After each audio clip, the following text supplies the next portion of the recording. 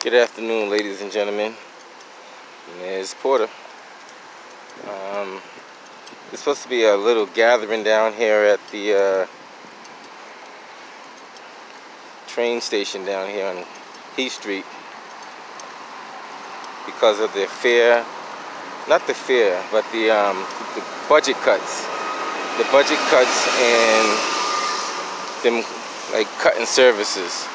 So let's see what we got going on. The T makes a lot of money through ridership and also advertisement and other incomes they have. But it's always the situation where they want to cut the minority community first. And people have to voice their concerns. So let's see what's going on. Let's take a quick walk over here, see what we got. And they never ask the community on what they suggest. They always decide on doing what they want to do. In my opinion, I think the T is top heavy. They have too many high-paid administrators and not enough actual workers. But who am I to say?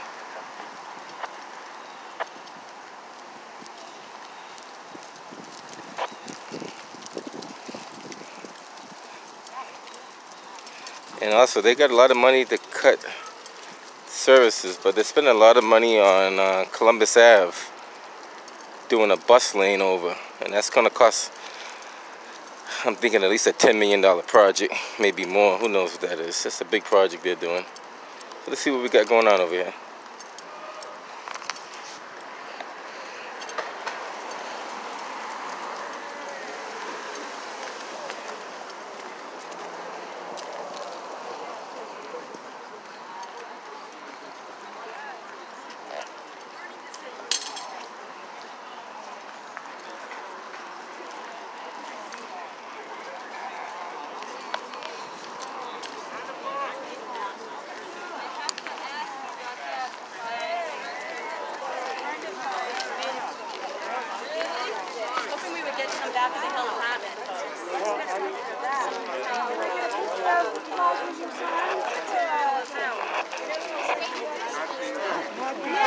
Let's not kind of space out any better.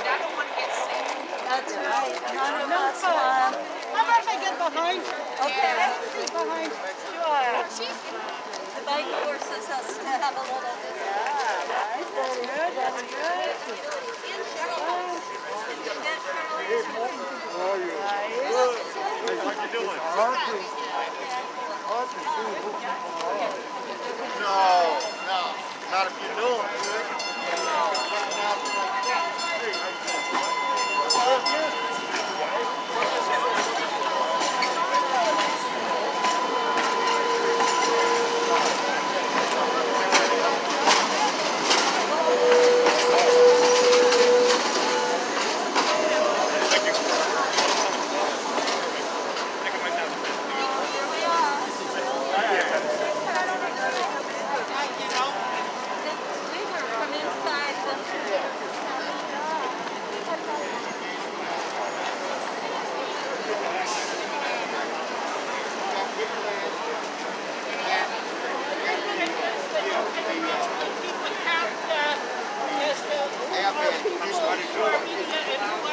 So we think that the seat building ran across a waterfall. How you doing? Good. Yeah, I haven't got a chance to email you yet, but I still got your email.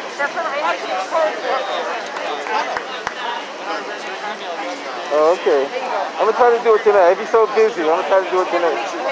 Okay. Good seeing you. Ladies and gentlemen, that's Karen Regal from WBZ Boston on 10:30 AM side. The most powerful AM station in the city of Boston. 50,000 watts of power. At night they can reach all the way as far as Florida on the AM side. So if you ever listen to WBZ radio. You hear Nightside with Dan Ray on at nighttime. Then you got Karen Riegel. She's a local reporter in Boston. I met her on several occasions at different events. We're at the Heath Street stop right here in Jamaica Plain, just so you guys know where we're at. Right here in Boston, off of South Huntington and I believe it's Heath on the other side. South Huntington and Heath, yep. That's what it is. You got a pretty good crew out here. Pretty good crew.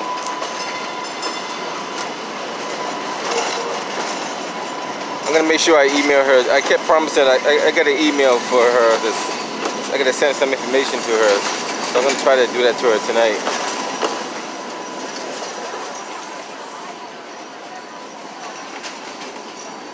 Okay.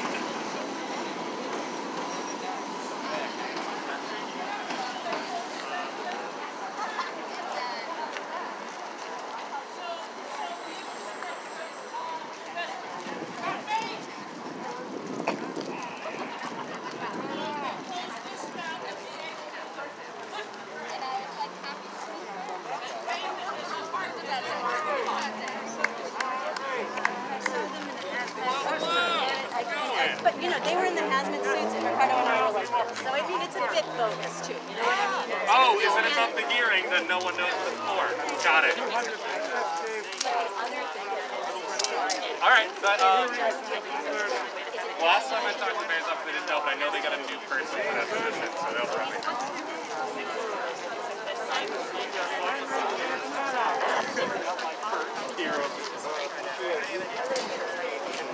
Oh, is it nomination paper season? Yeah. So, we have like a couple weeks break before we think about it again.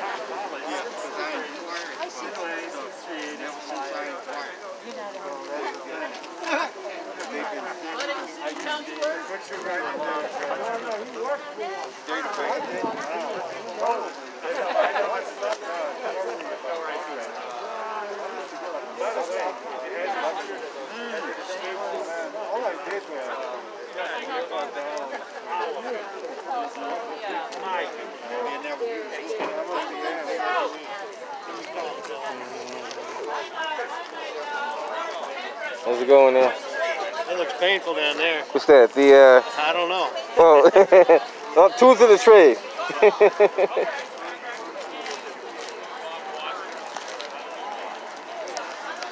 Okay, let's see what we got here.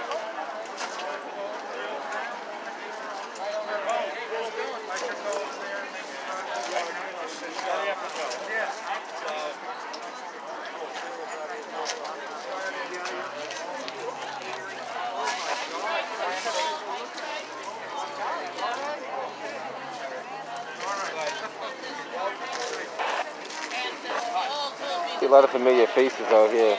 Some of them recognize me and some of them don't, but I recognize quite a few of them.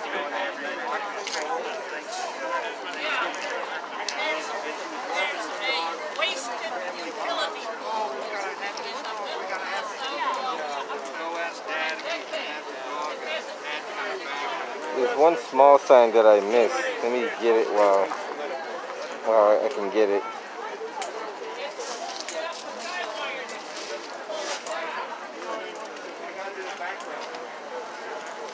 That's the 39, go to North Station.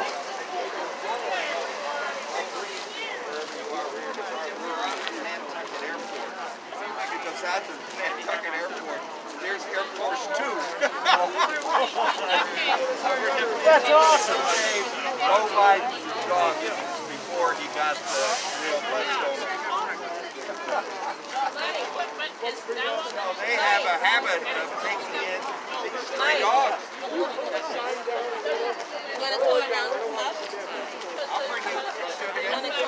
I'm gonna try to get an image of everybody's sign that's out here because they get different types of signs. So I'm gonna try to see if I can get at least a glimpse of each one of them. Things are Oh, I can't wait. yeah. This is Awful. Okay, my name is Allison, A-L-I-S-O-N, and I ride the Green Line often. It's really important because it's It serves people, especially at this stop, the Heathview stop, which is so important. There's so much new housing around us that they're not.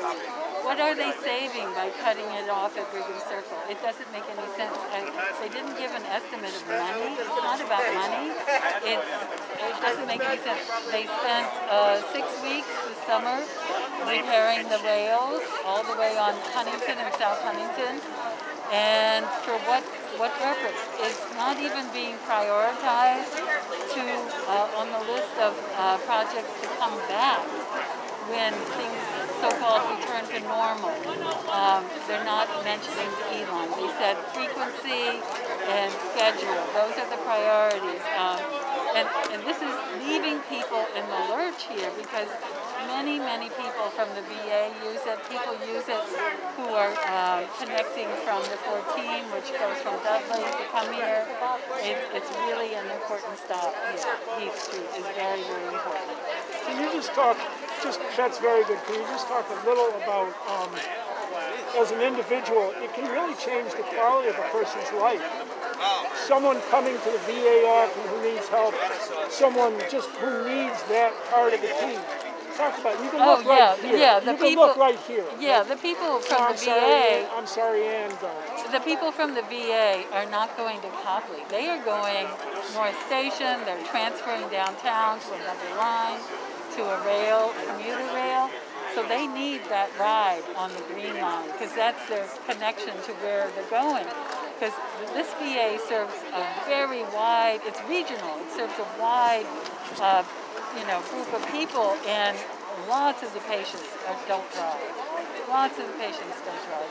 So it's really, really important to not make them get off at Copley. Well, that's good on that. Then one more question. You're doing good. The last question is, it really changed the quality of life for a lot of people. That's a long stretch from Brigham all the way up to here. You got to sort of resent that. You're paying taxes. They just spend all this money, so who knows? Right.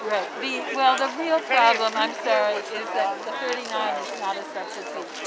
The 39, the drivers are not communicating when the buses are getting crowded. There's no system in place that says that they could tell passengers, oh no, there's another bus behind me. So the buses are crowded. The buses are crowded, and they are not on a authentic schedule. They, you'll see 3 at once, and then you won't see one for 20 minutes. Whereas the Green Line is so reliable here. It's amazing, especially on weekends. It's fantastic. This E Line is the train that's supposed to go to the Green Line extension that goes to Somerville because it's the shortest Green Line. So this is the route and the Green Line extension project is going forward. So we lose service, but people in Somerville and Medford will gain service. That doesn't make any sense. This is a transit-dependent community. Mission Hill, JP. The traffic here is very congested.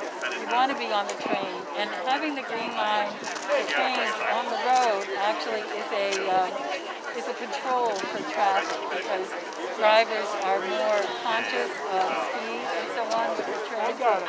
So there you go. Thank you so much. 1 hour, you said? 1 hour. Good job. Where are you from? External Affairs. I have a YouTube channel. Oh, okay.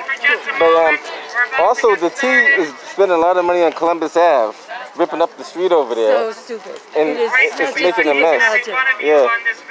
Really. But you did a good job. We were here for a happier occasion or a more solemn occasion, but we are here to, thank you very much, Becky. We are here to protest the incredibly ruinous cuts by the MBTA as it relates to the E Line specifically. My name is Matt O'Malley. I am the District City Councilor, proudly representing this neighborhood. Not for many, many years. I lived several blocks from here where this would be my station, getting on Heath Street. In addition to being my station, it's the station of countless neighbors from Mission Hill, from the back of the hill, from Jamaica Plain.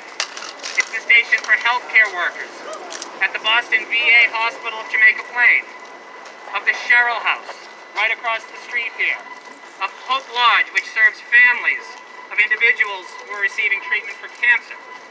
In short, this station serves the heart and the soul of our community. In this proposed cut, to end it, to stop the E Line at Brigham Circle, is just one of the most ill-conceived proposals I've ever heard of in my time in politics. It's wrong, and it's needlessly cruel. And today, it should be lost on none of us that it is Veterans Day.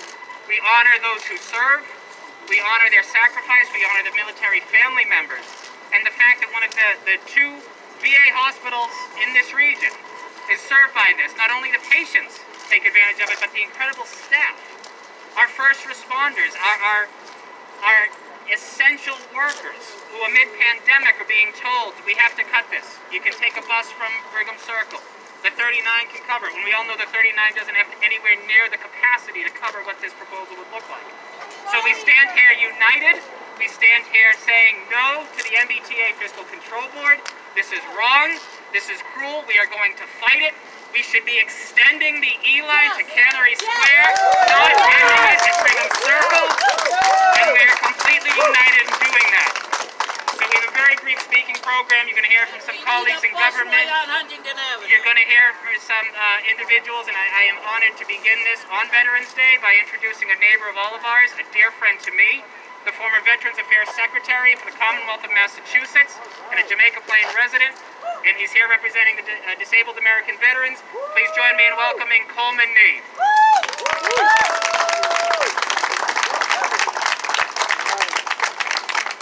Thank you all. Thank you everyone. Happy Veterans Day. As Councilor O'Malley said, my name is Coleman Nee. I'm representing the disabled American veterans here today, but I am also a JP resident. I am also someone that uses this healthcare facility as my primary healthcare facility. And I can tell you right now, this is a vibrant healthcare facility, serves a lot of veterans, and this plan by the MBTA is not only inconsiderate and cruel, but it is harmful to our veterans in the city of Boston and in Suffolk County. And I can give you some details on this a little bit. When we talk about this facility right here, this facility provides vital services for veterans in our community. It does audiology, ambulatory and urgent care, CAT scans, optometry, day surgery, MRI and PET scans. Mental health and substance abuse services happen at this facility as well. 22 veterans a day commit suicide. Hundreds more have mental health issues and suicidal ideations. The last thing we want to do is to make more barriers for them to get care to the services that they need. Now, in the city of Boston, there are approximately 6,000 service-connected disabled veterans. So those are veterans who have a disability as a result of their service to our nation. 70% of that number uses VA healthcare as their primary healthcare facility, or at least some services or major services of VA healthcare. And right now, out of that number, out of that 6,000 in Suffolk County alone, 2,300 of them are 70% service-connected disabled to 100% service-connected disabled. And this facility is a lifeline for them, and they're getting their care. So, if we look at right now in the back, the VA is investing tens of millions of dollars into this facility. There are major construction projects going on here. The last thing we want to do is limit access to this facility at a time when the federal government is actually investing more money into it to bring more people up here. There are 1,500 people that work in that building. They need care and services. The veterans in the communities of the city of Boston that are primarily communities of color already are underserved in terms of their benefits and services. They use this facility to get access to their care. This facility does COVID testing for our veterans, and when a COVID vaccine is finally available, this will be a primary distribution location for veterans to get their COVID vaccine. I've spoken to the director of VA for this facility and for the Boston Medical Center. He is very concerned about this, and I know they have a statement that they're going to be issuing. But I would just ask the control board and thank the leadership of Councilor O'Malley and Councilor Bott, Councilor Wu. I know Senator Alvaro is here as well, and I believe Representative Alvaro, and I think Senator Sonia Diaz is here as well too. Their leadership, and the mayor as well, Mayor Marty Walsh, their leadership on this is critical. The Disabled American Veterans of Massachusetts is firmly opposed to this. We need to sit back, take another look, and figure out, what are all the considerations that need to be put into this plan, and make sure that no matter what we do, no matter what plan we come out with, that the last thing we do is harm the services to those men and women that were brave enough to put the uniform on for this country and service. So, thank you for your leadership, Matthew. Councilor, turn it back over. Thank you, Mr. Secretary. Across the street is the Sherrill House, and there's a sign as you're driving by that says, "Heroes work here," and truer words were never spoken. Of course, we acknowledge and we cherish the incredible medical care of our doctors, of our surgeons, of our nurses. But in addition to that, it's the custodial crew. It's the folks that work in the kitchen. It's the folks that make the Sherrill House such an incredible, wonderful, thriving place that saves lives. I know my family has lived through the incredible top-notch level of care that you get there. So I wanted to acknowledge Patrick Stapleton, who's the CEO of the Sherrill House, for being here. They employ 250 workers, roughly a third of them rely on this stop, to come every day in the hardest days of this pandemic. Yes, we recognize that ridership was lighter because of pandemic, but it's those essential workers who would be the most negatively impacted by these proposed cuts. So we're thankful to Patrick and the incredible team at Sherrill House. Other essential workers that we want to lift up and really acknowledge are the men and women of Local 589, our MBTA employees, that every day during these incredible tough days, during these incredibly tough days, haven't had the opportunity to work from home. You can't drive a trolley or a bus and work from home. They're out there every day making sure that our essential workers are able to be transported around the city. So I'm delighted to invite now to say a couple words, the president of Local 589, Jimmy Evers, is with us as well, with many of his brothers and sisters in service.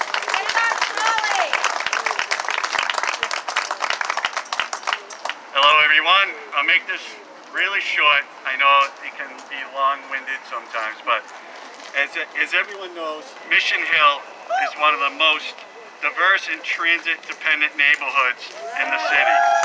And I just want to say, with all the cuts throughout the city, Local 589 stands behind all of you and opposes all these cuts. So I'm not going to get on with, I could go on and on, but I just want to say we're here to be behind you guys and the service that the communities that we service are. So that's it. We stand behind you guys, and whatever you guys need, let us know. Thank you.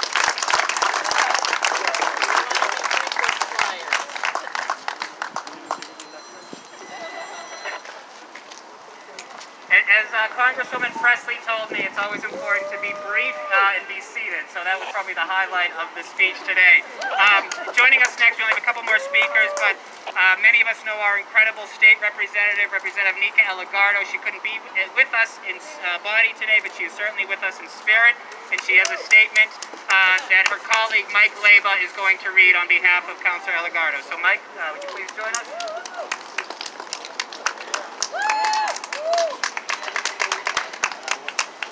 Hello, everybody. Can you hear me? Hello, there we go. Hi, everybody. My name is Mike Leba. I'm not State Rep Nika Eligardo. I'm sorry to disappoint you. But I'm a renter. I'm a Jamaica Plain resident. I'm a frequent rider of the E Line, or the Green Line, E Branch, and the 39 bus. And I'm here because, and I'm here representing Team Nika because I heard about her commitment to affordable housing, transit equity, and accessibility years ago, and I've been a part of the team for a couple of years. She is the state representative for communities here in Mission Hill, in Jamaica Plain, in Roslindale, and in Brookline. And on her behalf, I'd like to thank Councilor Kenzie Bach, State Senator Sonia Chang Diaz, Councilor Matt O'Malley, all of your staff, Michelle Wu, and Ayanna Presley. Also, thank you to all the community leaders here today. This district has a really rich history of community activism, and it wouldn't be the same if not for that activism. So thank you for coming out. Thank you for defending this. This is really critical.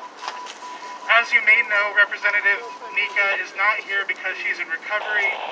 She sustained multiple injuries, including head trauma after an accident, She's resting. She's trying to do her best to follow doctor's orders, which in this moment is pretty difficult. So she gave me a statement to read on her behalf.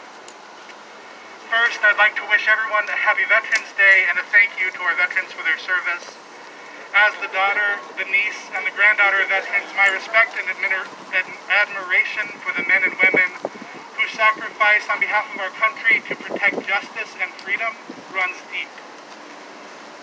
While our sitting federal government may be negligent toward our vets and cavalier at best about their somber responsibility to promote and guard freedom and justice for all, here in the Commonwealth, we reject such casual disregard for our people.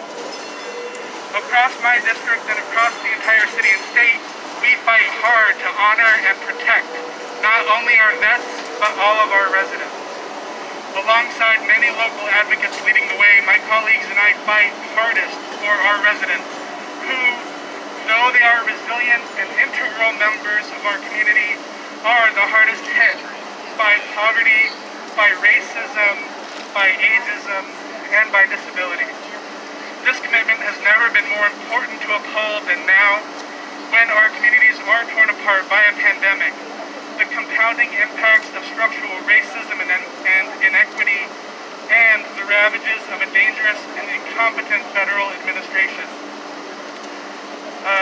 My reason for our gathering here today, as you've heard, is the threat of cuts to MBTA service announced in a Boston Globe article earlier this week.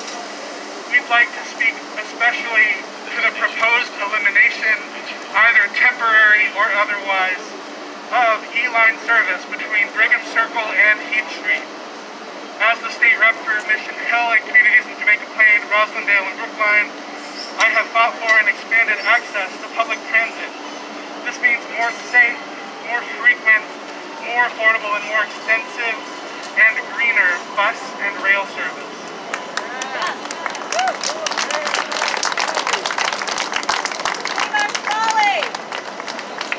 Our district's goals include improving the safety and maintenance from Brigham Circle through Heath Street, redeveloping this station and intersection, and extending the E Line from Heath Street to Cannery Square.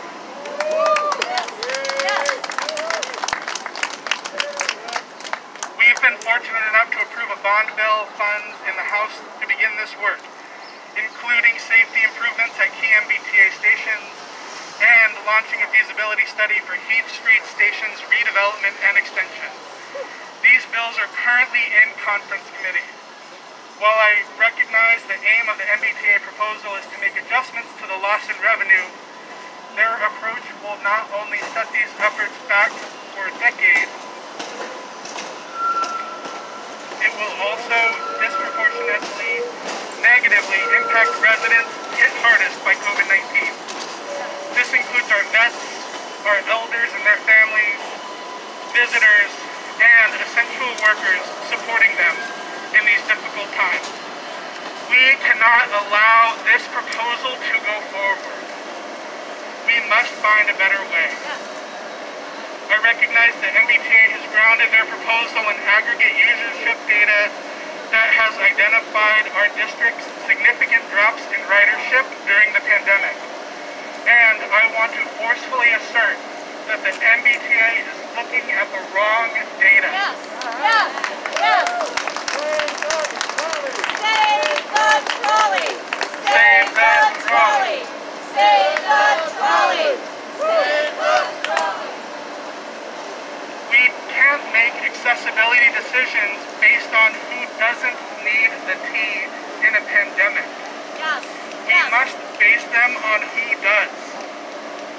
The end of the E Line is home to the VA hospital, to half a dozen nursing homes and residences for the elderly and disabled, and to 100 South Huntington, a towering residence full of elder and disabled advocates who helped me lead on transit equity and accessibility issues on display literally just outside their doorstep. Our district is home to countless essential workers in the medical community and beyond. It was already difficult for our elderly and disabled to get access to Heath Street because it is poorly maintained, unsafe for wheelchairs and strollers, and needs to extend further into Jamaica Plain to connect more adequately to our local thoroughfares. COVID has exacerbated this. We cannot make it even more difficult for them and essential workers and families that visit and care for them. We must and will find a way to fund, protect, and improve on services relied upon by our most vulnerable. Yesterday, the House began our budget debates and decided to delay transportation revenue until early 2021. The budget we are debating reduces MBTA funding. I joined a number of legislators in sponsoring amendments to restore funds to the MBTA, but unfortunately, those amendments failed.